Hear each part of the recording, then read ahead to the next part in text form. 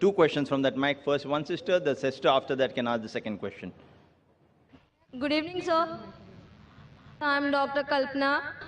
I wanted to ask few questions regarding medical field. Basically, is family planning allowed in Islam? And why generally people prefer MTP, that is medical termination of pregnancy, rather than your TL? And it's very difficult to convince them. For a TL, it's very easy for them to do a MTP. Why is it so?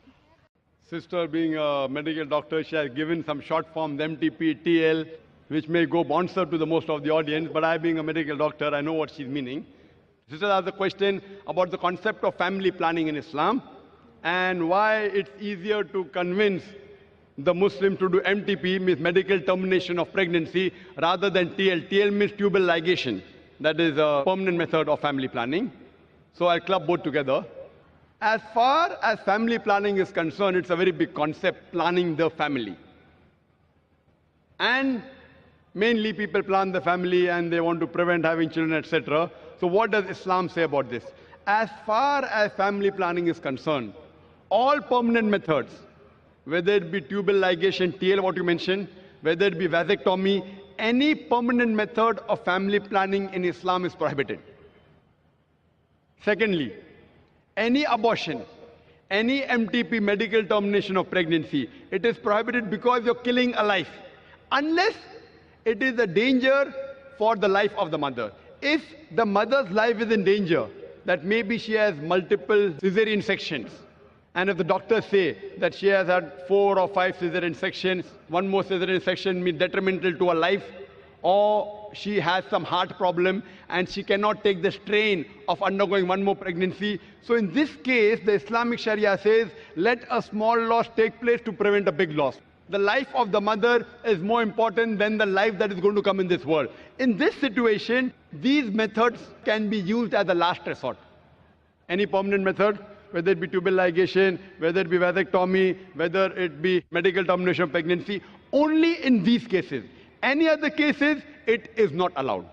Why it's prohibited, all these methods? Because Quran clearly states in Surah Anam, chapter number 6, verse number 151, that kill not your children for want of sustenance, for it's Allah subhanahu wa ta'ala who will give sustenance to you and your children. Allah repeats that message in Surah Isra, chapter number 17, verse number 31. Kill not your children for want of sustenance, for it is Allah who will give sustenance to your children and you.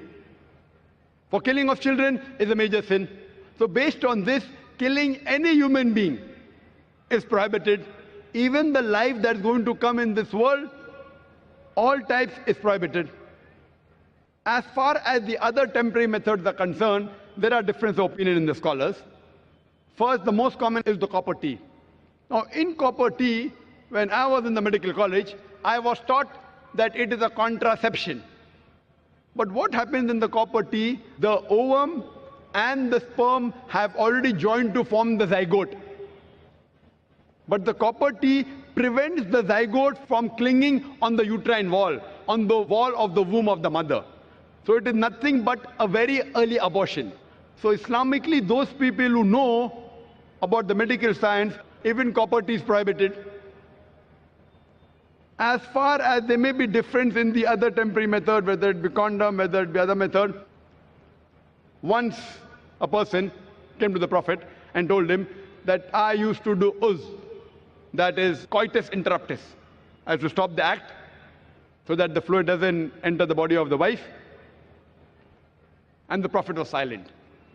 Those people who are in favor of certain temporary method, they say Prophet was silent, he gave permission. The other group, Prophet was silent, he didn't give permission, different opinion. But I go back. What is the reason that a person wants to do family planning is my basic question. See, normally a doctor, when a person has a headache, you give aspirin, you give crocin. It is not a cure. It is a symptomatic treatment that the threshold of pain is increased, so you don't feel the pain. But that is not actually curing the disease. The best way to cure is to kill the germs. So first let us find out, why do different human beings want to do family planning? whatever reason you have, you can broadly club them into two broad categories. The first category is for poverty. I'm poor. If I have many children, for me to live itself, hand to mouth. If I have children, then I will also die. The other group, they are rich. I have no problem about money, but I want to make my son a doctor. I want to make my son an engineer. So they were family planning, so I can upbring my children better. Inshallah, we'll discuss both the cases. As far as the first case is concerned, regarding those people who are poor, Islam has a solution to this problem. In Islam, the third pillar of Islam is zakat. That is, every rich person who has a saving of more than the nisab level, more than 85 grams of gold, he or she should give 2.5% of that excess wealth in charity every lunar year. If every rich human being gives zakat, poverty will be eradicated from this world. There will not be a single human being who will die of hunger. So if your problem is poverty, Islam has the solution. And the person who takes zakat, he is not being degraded. And the person who is wealthy and giving zakat, he is not doing a favor on the poor man. Because God gave him wealth, it is his duty. He is not doing a favor on the poor people. And the poor people, when they take, it is not that it's an obligation they have. It is their right. So if poverty is the problem, we have a solution of compulsory charity, that is zakat.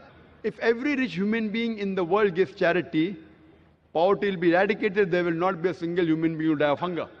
Now the verses of the Quran I quoted earlier, two verses. Surah Anam chapter 6 verse number 151 and Surah Isra chapter 17 verse number 31. On the face of it, both appear similar, but there's a difference of chalk and cheese.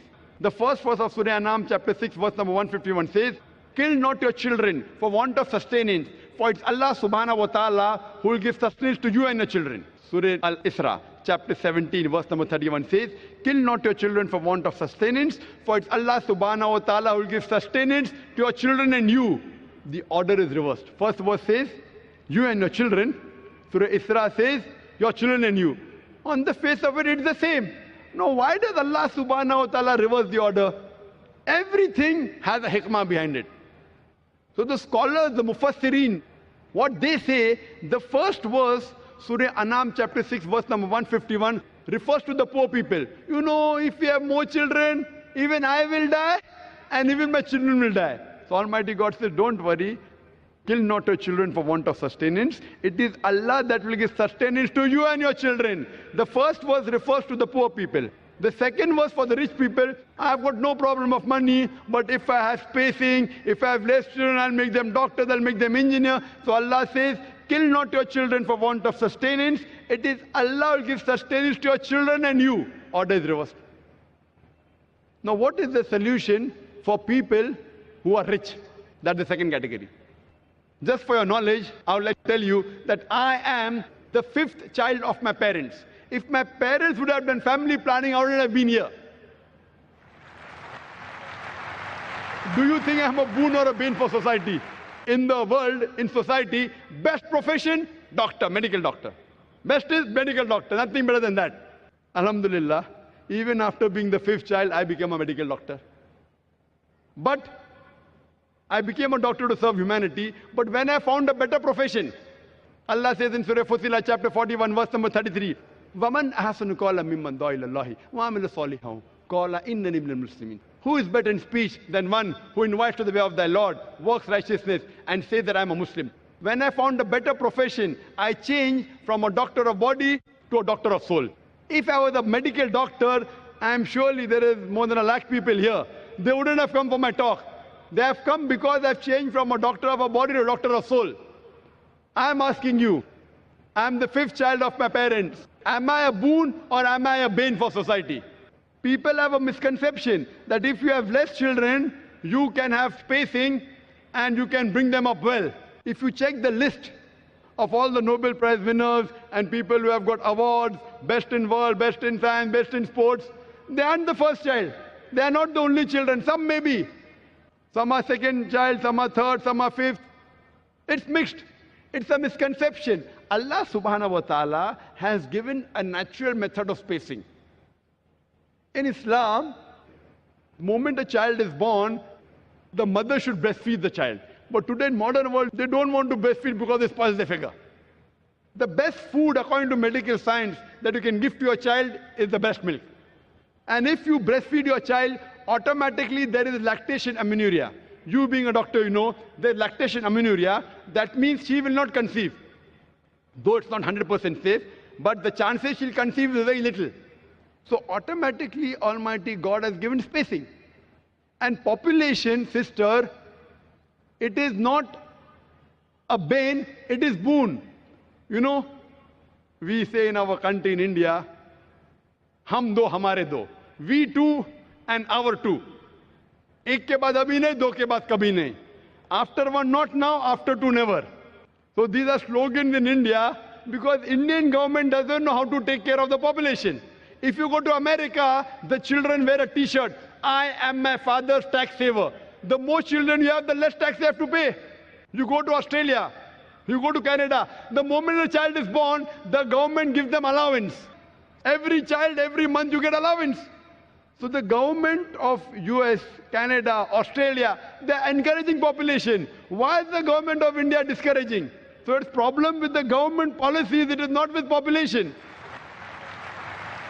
And do you know today, the two countries which are competing for being superpower is China and India. China has the maximum population in the world. India is number 2. Today, India and China, they are competing to be the superpower. Why?